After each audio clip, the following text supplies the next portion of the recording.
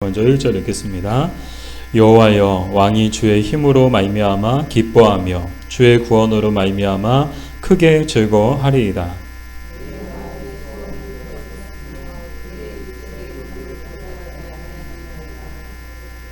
주의 아름다운 복으로 그를 영접하시고 순금관을 그의 머리에 씌우셨나이다.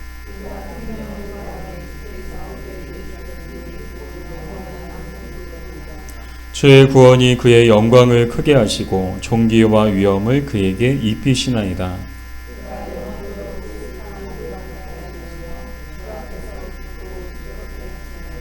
왕이 여호와를 의지하오니 지존하신 이의 인자함으로 흔들리지 아니하리이다.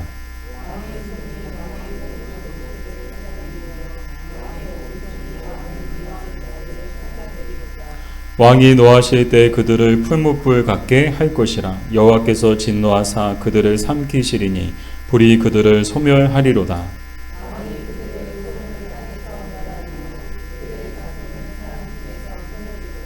비록 그들이 왕을 해하려 하여 음모를 꾸몄으나 이루지 못하도다.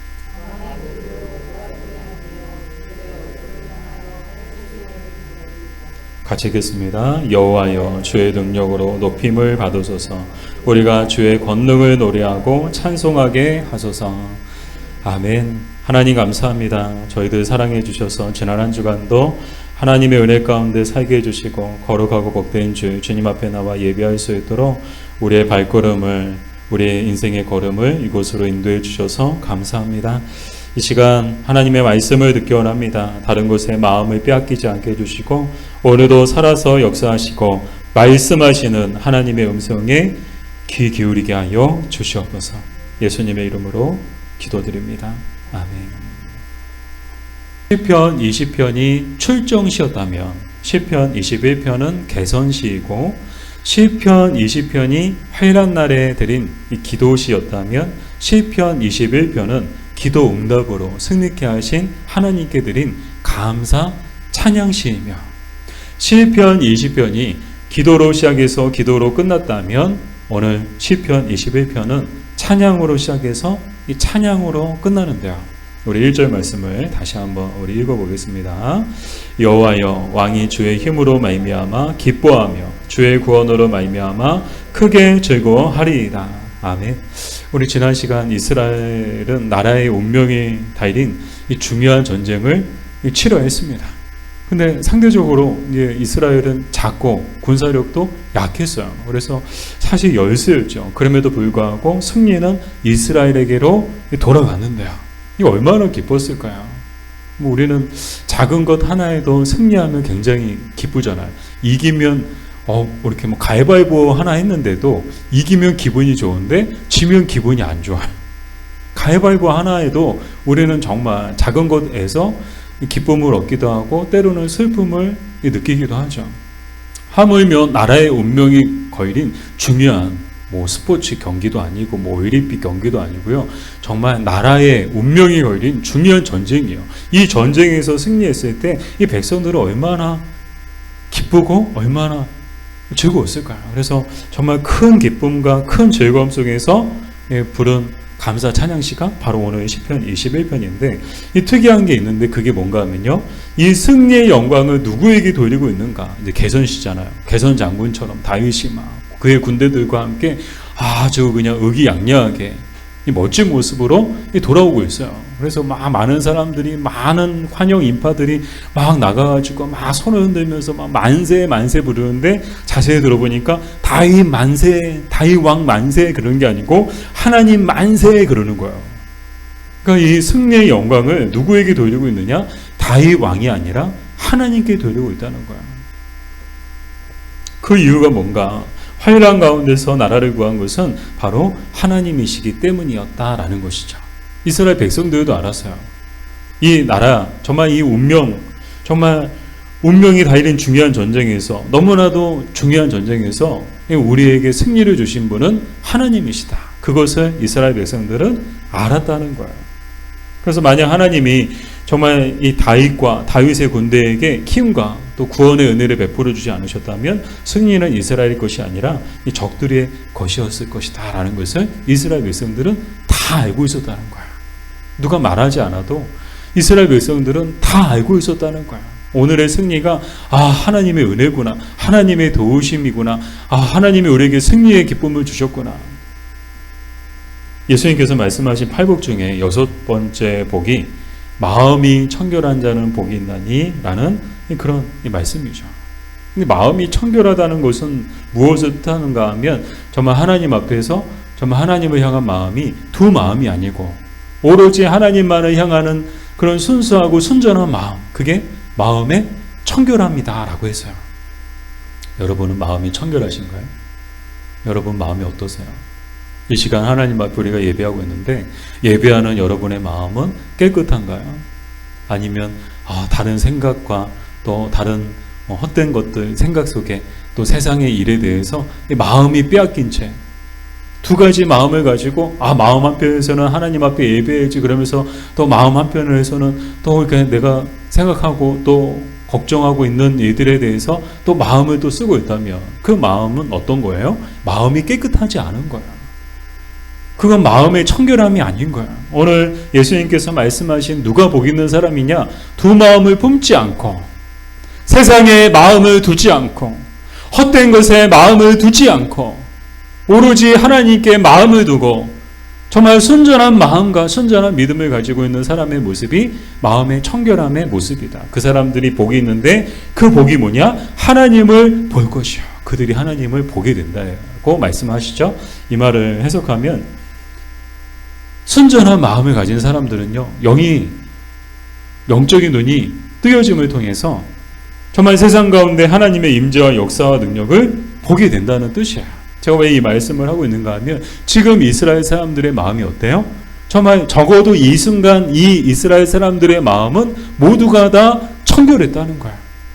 모두가 다 마음이 깨끗해가지고요. 지금 뭘 보고 있는 거예요? 영적인 눈이 뜨여져가지고 정말 이스라엘 가운데 정말 힘과 구원의 은혜를 베풀어 주시는 하나님을 보고 있는 거야.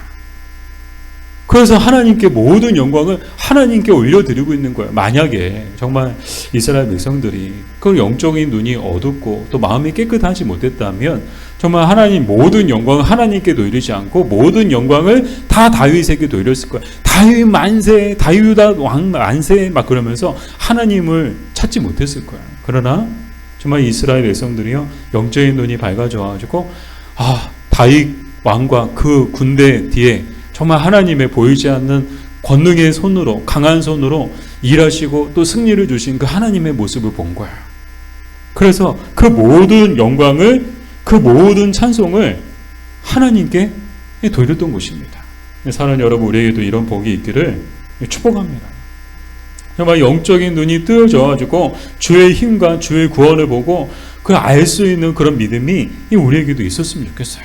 여러분도 보이세요? 정말 저는 보여요. 저도 여러분들이 보여요. 사람은 보이죠. 물리적 세계와 또 세상은 보여요. 그러나 영적인 눈을 우리가 통해서 우리가 또 영적인 세계를 또 보고 있느냐? 우리는 두 가지 세상 속에 살고 있거든요. 육적인 세상 속에 살고 있지만 또한 영적인 세상 속에 살고 있어요. 이 세상은요, 물질 세계만 있는 게 아닌 거예요. 영의 세계가 또 있어요. 근데 영의 세계는요, 어떤 사람들의 눈에 보이는가 하면 마음이 청결한 사람들의 눈에 이 영의 세계가 보이는 거야. 눈 뜨고 있다고 해서 시력이 좋다고 해서 다 영의 세계를 보는 건 아니에요. 영적인 눈이 뜨여진 사람들만 영의 세계를 볼 수 있는 거야. 영의 세계가 보이는 것이죠. 영적인 눈을 뜨고 보면요, 정말 우리가 구원받은 것도, 우리의 삶도, 우리의 소유도, 우리가 가지고 있는 능력도, 모든 것들이 다 이 하나님께서 우리에게 주신 선물임을 우리는 알게 되죠. 이게 다 하나님이 우리에게 주신 선물이구나. 이렇게 좋은 집을 선물로 주셨고, 이렇게 좋은 차를 선물로 주셨고, 이렇게 좋은 배우자를 선물로 주셨고, 이렇게 좋은 자녀들을 선물로 주셨고, 우리가 가진 모든 것들이 다 하나님께서 우리에게 주신 선물임을 깨닫게 되는 거야. 그런데 영적인 눈이 띄어지지 않은 사람들은요, 몰라요. 안타까운 게 그거죠. 모두가 다 이 영적인 세계를 보면서 이 영적인 세계를 통해서 하나님이 우리에게 주신 모든 것이 다 선물이다. 내가 가지고 있는 모든 것, 내가 누리고 있는 모든 것이 다 하나님이 나에게 주신 선물이다라는 것을 알지 못한다는 거야. 이 안희묵 목사님이 쓰신 회복의 빛 예수라는 책에 나오는 내용인데요. 제가 이렇게 질문을 준비했는데 제가 읽어드릴게요. 오늘날 성도들의 마음이 너무나 완악하고 인색합니다. 하나님이 내게 주신 환경을 선하고 아름답게 여기며 자족하는 마음이 없기 때문입니다. 은혜를 베풀어 주신 주님께 대한 감사의 눈물은 없고 괴로운 현실과 물질의 부족함 때문에 눈물을 흘리는 사람이 많습니다. 잠시 사는 이 땅에서의 욕심을 채우지 못해서 또는 자기가 원하는 것을 얻거나 누리지 못한 속상함에 눈물을 흘립니다.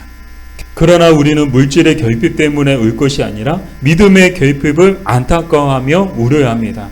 현실의 고통에 눈물 흘리는 대신 자신의 죄를 깨닫지 못하는 완악함에 대해 눈물을 흘려야 합니다. 다른 것을 위해 울지 말고 믿음 없는 자신을 위해 우십시오.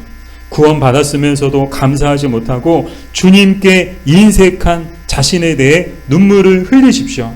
주님께 많은 것을 받았으나 주님을 위해 사용하지 않고 자신만 위하는 악하고 게으른 자신에 대해 눈물을 흘리십시오. 이 이야기를 하고 계시더라고요. 모든 것이 다 이 하나님의 선물임에도 그것에 자족하고 감사하지 못하는 이유가 뭐라고요? 우리의 마음이 완악하고 인색해서 그렇다는 거야. 왜 기뻐하지 못해요? 왜 찬양하지 못해요? 왜 예배하지 않아요? 왜 하나님을 찾지 않아요? 우리의 마음이 완악하고 인색해서 그렇다는 거야. 정말 생각해 보니까 정말 맞는 말씀이더라고요. 우리의 마음이 얼마나 완악하고 인색한지 모릅니다. 자기를 위해서는요, 쓰는 거 아까워하지 않아요. 시간이고 물질이고 자기를 위해서 사용하고 자기를 위해서 하는 거는 아까워하지 않아요. 그러나 하나님께 드리는 거는 얼마나 인색한지 몰라요. 얼마나 인색한지 몰라요. 계산하고요, 아까워하고요. 다 하나님이 우리에게 주신 선물인데 그만큼 우리의 마음이 완악하고 인색하다는 것 아니겠어요? 사랑하는 여러분, 우리의 마음이 청결해져서 하나님을 볼 수 있기를 간절히 소망합니다. 그래서 하나님이 우리에게 주신 모든 것에 자족하고 감사하며 기뻐하고 즐거워하는 우리가 됩시다. 또한 주님께 받은 많은 것으로 주님을 위해 사용하는 우리가 됩시다. 계속해서 시편 기자는 우리가 기뻐하고 즐거워해야 하는 또 하나의 이유를 이야기하고 있는데 우리 2절이죠. 2절 같이 읽겠습니다. 그의 마음의 소원을 들어주셨으며 그의 입술의 요구를 거절하지 아니하셨나이다. 셀라. 아멘. 하나님께서 왕과 백성들의 마음의 소원을 들어주시고 그 입술의 요구를 거절하지 않으셨다. 근데 요구라고 나왔는데 개역 한글 성경에는 구함이라고 나왔더라고요. 그 입술에 구함을 거절하지 않으셨다. 그래서 제가 좀 아쉬웠어요. 이 뉘앙스가 요구라는 게 하나님 앞에 요구한다는 게 좀 약간 건방진 것처럼 느껴지잖아요. 지가 뭔데 하나님 앞에 요구를 해. 그래서 왜 오늘 성경에는 요구라고 나왔을까 해서 이제 다른 번역을 살펴보니까 이전 성경에는 개역 한글 성경에는 구함이라고 나왔더라고요. 또 청함이라는 뜻도 있더라고요. 오히려 예전 게 더 나을 수도 있어요. 그래서 정말 입술에 하나님 앞에 요구했다는 게 아니고 하나님 앞에 구했다. 하나님 앞에 청했다. 자, 이 말은 무슨 말인가 하면요. 바로 기도에 응답해 주셨다는 거야. 왕과 백성들의 기도에 하나님이 응답해 주셨다는 거예요. 지난 시간 이스라엘 백성들이 어떻게 하나님 앞에 기도했습니까? 모두가 다 한마음으로 왕을 위해 기도했죠. 왕을 위해 기도했다는 것은요, 곧 나라와 민족을 위해서 기도했다는 거예요. 왜요?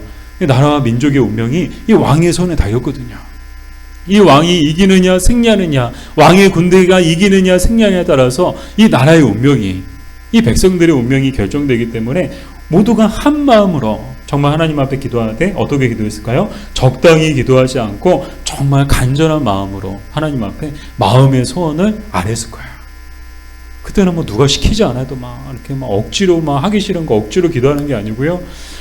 정말 하나님 앞에 모두가 다 간절한 마음을 가지고 너나 할 것 없이 모두가 다 간절한 마음을 가지고 하나님 앞에 기도했을 것이고요. 결과적으로 하나님께서 그들의 마음의 소원을 들어주시고 그들의 입술의 구함을 거절하지 않으셨죠. 승리를 주신 거예요. 그들의 승리는 거저 얻어진 것이 아니라 한 마음으로 드린 간절한 기도의 응답이자 기도의 결과였습니다. 사랑하는 여러분, 하나님은 간절한 마음으로 드리는 기도를 외면하지 않으십니다. 에스더의 기도가 그랬죠. 성경에 보니까 정말 성경에 간절한 기도 드린 사람들은요, 모두가 다 응답을 받았어요. 이 에스더가 그랬는데요. 에스더도 기도하는데 이때의 배경을 보면 하만에 의해서 이스라엘 민족 전체가 몰살 위기에 처하게 되죠. 그러니까 오늘 다윗 시편 20편만큼이나 지금 이스라엘 민족은 정말 많은 어려움들이 있었어요. 정말 하나님의 도우심과 은혜가 아니었다면 이스라엘 민족은 진작에 사라져 버렸을 거예요. 역사 속에 그냥 안녕하고 사라져 버렸을 거예요.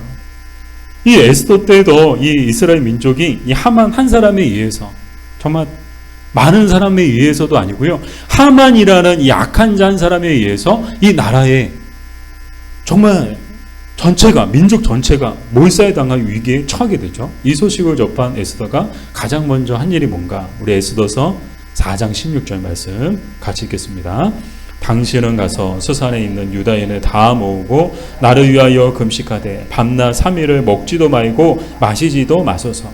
나도 나의 시녀와 더불어 이렇게 금식한 후에 규례를 어기고 왕에게 나아가리니 죽으면 죽으리다 하니라. 아멘. 이 에스더의 신앙은요, 죽으면 죽으리라는 신앙이에요. 정말 위대한 신앙의 여인이었죠. 바라기는 우리 교회 여자분들이 정말 다 에스더 같은 믿음을 가진 우리 여자분들, 우리 여자 성도님들 되기를 주님의 이름으로 축복합니다. 그냥 보통 믿음이 아니에요. 그냥 교회만 왔다 갔다 하는 믿음, 그냥 대충 그냥 이렇게 적당히 그냥 신앙생활하는, 적당히 알고 적당히 믿는 그런 믿음이 아니고 정말 에스더처럼 죽으면 죽으리라는 그런 믿음을 가지고 기도할 때 정말 그 기도가 여러분의 가정을 살리고 이 나라 이 민족을 살릴 줄 믿습니다. 정말 이 에스더의 기도, 모든 유다인들로 뭐 하라는 거예요? 금식하게 하라는 거예요.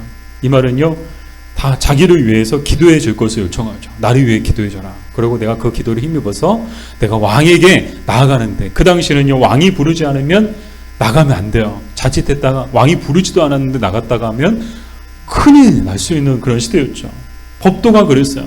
그럼에도 불구하고 나라의 그 위기를 외면할 수 없기 때문에 이 에스더는요, 정말 죽으면 죽으리라는 그런 믿음을 가지고 나아갔어요. 그러나 이 사람들에게만 기도를 요청했던 것이 아니고 누구보다도 이 에스더가 더 간절히 기도하지 않았을까요?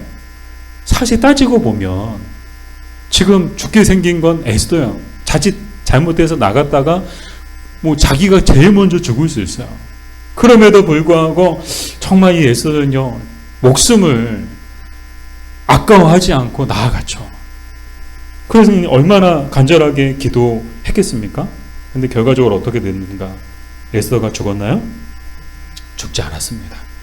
왕의 은혜를 입어서 이스라엘 민족을 위기에서 이제 구하는 그런 위대한 여인이 되게 되죠. 결과적으로 하나님께서는요, 에스더와 이스라엘 백성들의 마음의 소원을 들어주셨고 그들의 입술의 요구를 허락해 주셨던 것입니다. 사랑하는 여러분, 이것이 간절한 기도의 능력인 줄 믿습니다. 하나님은요, 모든 기도를 들으세요. 우리의 모든 기도를 다 아시고 우리의 모든 형편과 상황을 다 아세요. 그럼에도 불구하고 하나님을 움직이는 게 뭔지 아세요, 여러분? 정말 하나님을 움직이는 게 뭔지 아세요? 간절한 기도예요. 형식적인 기도는 하나님의 마음도 형식적이게 할 것입니다. 그러나 간절한 기도는 하나님의 마음도 간절하게 할 것입니다. 지금 기도하는 사람의 마음이 간절해요. 애가 타요. 누구보다도 그 모습을 못 견뎌하는 분은 하나님이세요. 사랑하는 여러분, 어려운 가운데 계신가요? 환난과 시련 가운데 있나요? 사느냐 죽느냐의 갈림길에 계신가요? 간절한 마음으로 기도하시기 바랍니다. 그러면 하나님께서 반드시 여러분의 마음의 소원을 들어주시고 입술의 구함을 거절하지 않으실 것입니다. 계속해서 시편 기자는 승리를 주신 하나님을 찬양하고 있는데요. 그런데 여기서 또 우리가 눈여겨볼 것이 뭔가 하면 여기서 멈추지 않고 앞으로도 영원한 승리를 주실 하나님을 찬양하고 있다는 건데요. 우리 13절 우리 마지막 절에 이제 우리 13절 같이 읽겠습니다. 여호와여 주의 능력으로 높임을 받으소서. 우리가 주의 권능을 노래하고 찬송하게 하소서. 아멘. 자, 중요한 것은 이번 전쟁에서 이스라엘이 승리했다고 다 끝난 게 아니라는 거야. 이것을 누가 알았는가 하면 다윗도 알고 있었고요. 이스라엘 백성들도 다 알고 있었어요. 와, 이제 전쟁 끝났어요. 우리가 승리했어요. 와, 이제는 행복하게, 영원히 행복하게 살 수 있느냐? 영원한 평화가 우리에게 있느냐? 아니요. 웬걸요. 그렇지 않죠. 이스라엘이라는 나라가 존재하는 동안 전쟁은 원하든 원하지 않든 앞으로도 계속될 것입니다. 왜냐하면요, 이스라엘을 헤아려 하는 자들은 늘 존재했었고 또 늘 존재할 것이기 때문인데요. 이 이스라엘 역사가 말해주잖아요. 앞에서도 말씀을 드렸잖아요. 다윗이 승리했어요. 거기서 끝났어요. 아니요. 뭐 에스더 때도 또 느헤미야 때도 또 여러 이제 왕들 때도 뭐 이스라엘의 어려움과 전쟁은요 끝이 없어요. 끝이 없어요. 계속돼요. 이스라엘이라는 나라가 존재하는 동안에 전쟁은요 뭐 한마디로 이스라엘 역사는 전쟁사라고 말할 정도로 전쟁이 끝이 없어요. 어려움이 끝이 없어요. 이 말은 무슨 말이에요? 늘 이스라엘을 헤아려 하는 그런 적들이 항상 주변에 많이 있었고 그 적들의 공격이 항상 있었다는 거예요. 그럼에도 시편 기자는 여호와께서 모든 전쟁에서 승리케 하실 것을 확신하고 있는데요. 여기서 중요한 전제는 뭔가 하면 왕이 여호와를 의지할 때라는 거예요. 우리 7절 말씀을 우리 같이 읽어볼게요. 7절 왕이 여호와를 의지하오니 지존하신 이의 인자함으로 흔들리지 아니하리이다. 아멘.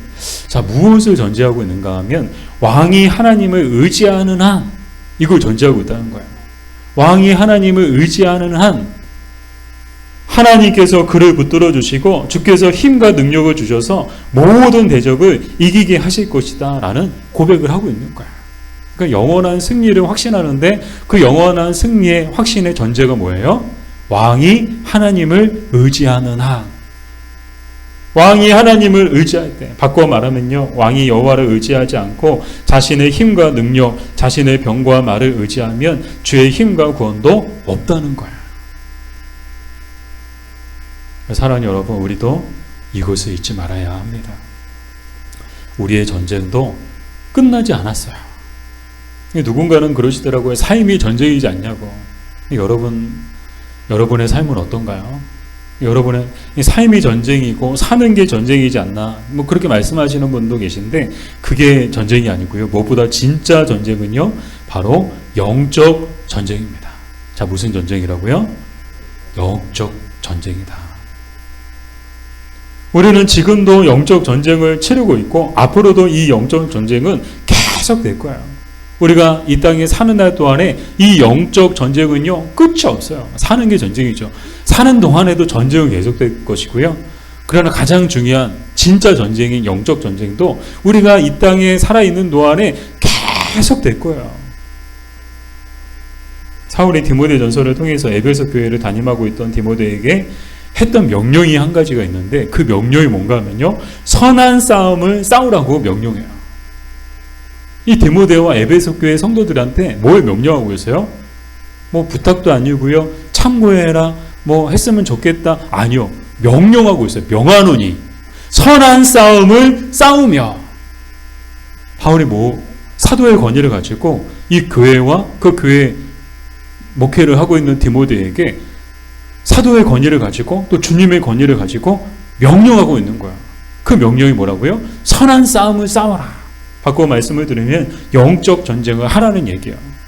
지금 에베소 교회는요 영적 전쟁의 한가운데 있는데 이 에베소 교회가 싸워야 될 영적 전쟁의 대상이 누군가 하면 영지주의와 유대주의, 대표적인 그런 거짓된 가르침이 영지주의와 유대주의가 교회 안에 들어와서 막 진리를 막 훼손하고 진리를 오염케 하고 성도들을 막 미혹해 하는 거예요. 교회를 막 어지럽게 하고요, 성도들의 신앙을 막 흐트러지게 만드는 거야. 그리고 그것을 전파하는 거짓 교사들과 싸우며 무엇보다 이 모든 것들의 배후에 있는 악한 영 사탄과 싸우라고 명하고 있는 거야. 이 거짓 가르침과 싸우고 거짓 가르침을 전하고 전파하는 사람들과 싸우고 또 모든 것의 배후에 있는 악한 영들과 싸워라. 사탄과 싸워라. 근데 중요한 게 뭔지 아세요? 이 디모데와 에베소 교회는요 정말 이 명령에 순종해서 열심히 싸웠다는 거야. 그래서 요한계시록에 보면 이 악한 자들을 다 몰아내죠.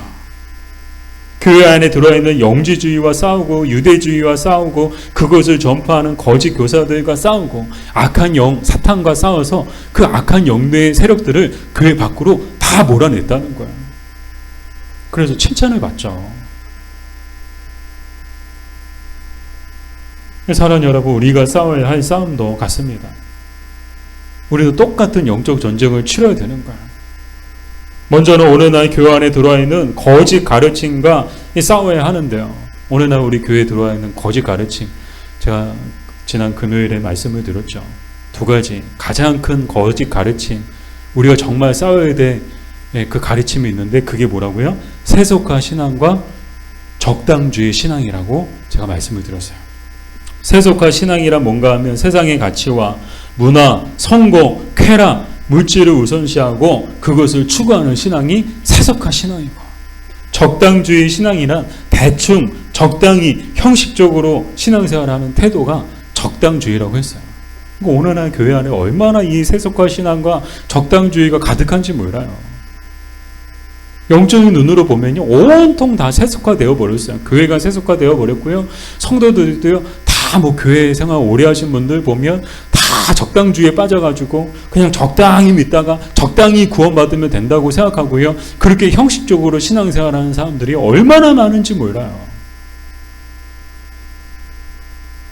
근데 저는 이제 오늘 말씀을 또 준비하면서 또 한 가지, 정말 어느 날 교회 안에 들어와 있는 또 우리가 싸워야 되는 게 뭔가, 거짓 가르침이 뭔가, 유튜브, 인터넷이라고 생각했어요. 온통 유튜브에 빠져 있고요. 온통 인터넷에 빠져 있어요. 기독교가.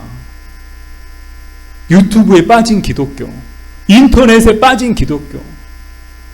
뭐 모르는 거 있으면, 궁금한 거 있으면 다 유튜브 들어가서 뭐 유튜브 뭐 타고 가면서 뭐 이렇게 뭐 어때 눈에 띄는 그런 그 제목들, 타이틀들 보면서 막 뭐 이상한 얘기 하는 얘기들을 다 쫓아다니면서 그 얘기를 다 듣고 있어요.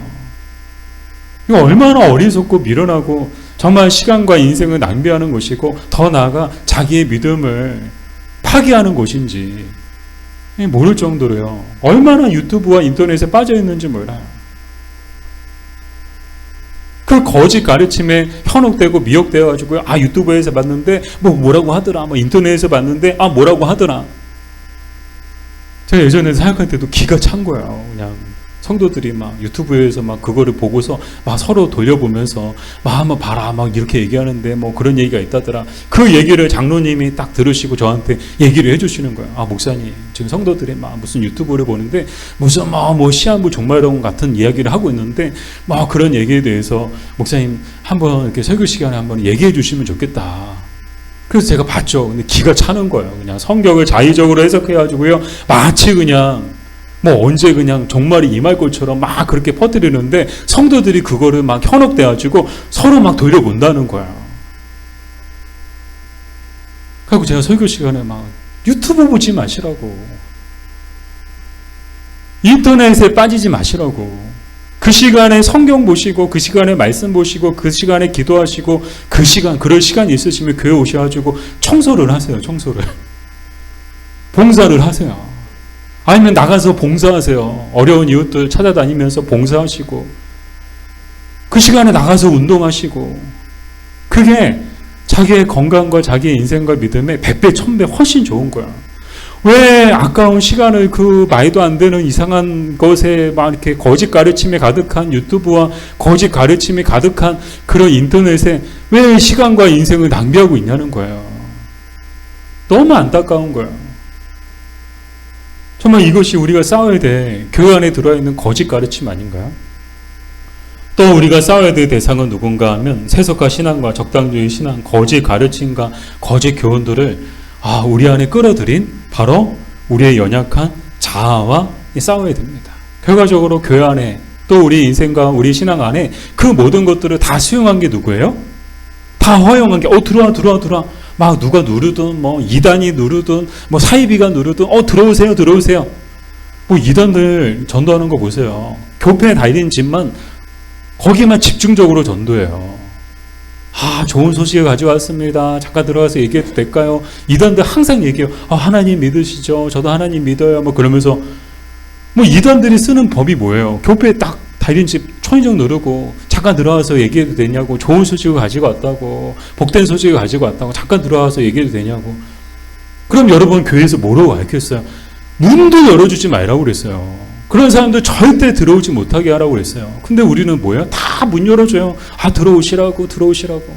요즘에는 어떻게 전도하는지 아세요? 그 이단들이요? 이단과 사이비들이 어떻게 사람들을 포기하는지 아세요? 다 유튜브, 다 인터넷 그런 거 가지고 사람들을 포기하고요. 사람들을 미혹해요.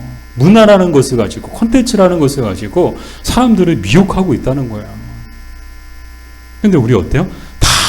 다 수용해요. 그래. 다 들어오세요. 차 한 잔 드세요. 그래요. 그렇군요. 다 듣고 있어요. 지금 뭐 하고 있는 거예요? 그만큼 우리가 연약한 우리의 자아의 모습을 우리가 보고 있고요. 그 모든 것들을 결과적으로 교회 안에 또 우리 인생 가운데 용납한 거는 다 허용하고 수용한 건 다 우리예요. 연약한 우리. 그래서 우리는 우리의 연약한 자아와야 또 싸워야 하는 것이고요. 무엇보다 우리가 싸워야 할 대상은요, 이 모든 것의 배후에 있는 악한 영 사탄입니다. 사탄이 하는 일은요, 우리를 해하는 거예요. 결과적으로 이 모든 것들의 배후에는요, 다 사탄이 있어요. 사탄이 하는 일은요, 교회를 해하는 거야. 우리를 해하는 거야. 그래서 믿음에서 떠나게 만들고, 교회를 무너지게 만들고, 가정을 무너지게 만들고, 그게 사탄이 하는 일이에요. 사탄이 밥 먹고 하는 일이 매일같이 단 하루도 쉬지 않고 하는 일이 뭐예요? 우리를 해하는 거예요. 이 모든 것들과 싸우고, 이 싸움에서 승리하기 위해서는요, 내 경험과 지식, 내 힘과 능력이 아니라 오직 하나님을 의지해야 합니다. 오직 하나님을 의지하는 것만이 모든 싸움에서 이기는 최고의 방법인 줄 믿습니다. 다윗이 골리앗과의 싸움에서 이길 수 있었던 것도 바로 이것 때문이었습니다. 자신의 힘과 능력을 의지하지 않고 하나님의 힘과 능력을 의지했기 때문에 골리앗을 쓰러뜨릴 수 있었던 거예요. 우리 사무엘상 17장 45절 말씀을 같이 읽겠습니다. 다윗이 브레셋 사람에게 이르되 너는 칼과 창과 단창으로 내게 나아오거니와 나는 만군의 여호와의 이름 곧 내가 모욕하는 이스라엘 군대의 하나님의 이름으로 내게 나아가노라. 아멘. 이게 뭐예요? 다윗이 지금 뭘 의지하고 있어요? 하나님을 의지하고 하나님의 힘과 하나님의 구원과 하나님의 도우심과 하나님의 능력을 의지하면서 나아가고 있는 거예요. 말도 안 되죠. 누가 봐도요, 인간적인 눈으로 보면요, 골리앗은 상대할 수 없는, 감히 이스라엘 군대도요, 모두가, 이스라엘 군대가 그 누구도 나가서 싸우는 사람이 없을 정도로 두려워했던 존재예요. 사울왕조차도 나가지 않아요. 아무도 나가는 사람이 없네? 그러면 왕이니까 사울 왕이라도 나가서 싸워야 되는 것 아니에요? 근데 사울 왕도 나가지 않았어요. 왜 안 나갔을까? 아니, 사울 왕 나가서 싸우면 될 텐데. 그만한 믿음이 없었던 거예요. 그만큼 골리앗은 사울 왕에게도 두려운 존재였다는 거예요. 그런데 정말 군인도 아니에요. 이 어린 소년에 불과한 이 다윗이 뭐 신무기를 가지고 있어요? 막강한 초능력을 가지고 있어요? 아니요. 아무 힘도 없어요. 제대로 된 무기도 없어요. 그럼에도 불구하고 이 골리앗 앞에 당당하게 나왔어요. 어떻게 이렇게 당당하게 나갈 수 있었는가? 하나님을 의지하고 하나님을 믿었기 때문이죠. 그리고 하나님은요, 정말 다윗의 믿음대로 역사해 주신 줄 믿습니다. 만약 다윗이 하나님을 의지하지 않고 자신의 힘과 능력을 의지했다면, 내가 말이야 왕년에 말이야, 내가 어제도 말이야, 이 사자를 말이야 내가 쓰러뜨리고 그냥 내가 사자의 목을 따버렸어. 골리앗 아무것도 아니야. 그러면서 자기의 힘과 능력을 의지했다면 다윗은 이날 골리앗에게 죽었을 것입니다. 사랑하는 여러분, 우리도 다윗처럼 하나님을 의지할 때 모든 싸움에서 반드시 승리하게 될 것입니다. 우리가 하나님을 의지하는 한 승리는 항상 우리의 것이 될 것입니다. 그러므로 사는 날 동안 항상 주님을 찬양하는 저와 여러분 되길 주님의 이름으로 축복합니다. 우리 내 평생 사는 동안 주 찬양하리. 우리에게 구원의 은혜를 주시고 또 모든 것을 주신 우리 주님 앞에 그 모든 것이 다 하나님의 선물임을 우리가 알아서 정말 그것에 감사하고 기쁜 마음으로 우리가 또 우리의 승리 되신 그 하나님을 기대하고 또 바라봄으로 우리가 이 찬양을 부르셨으면 좋겠습니다.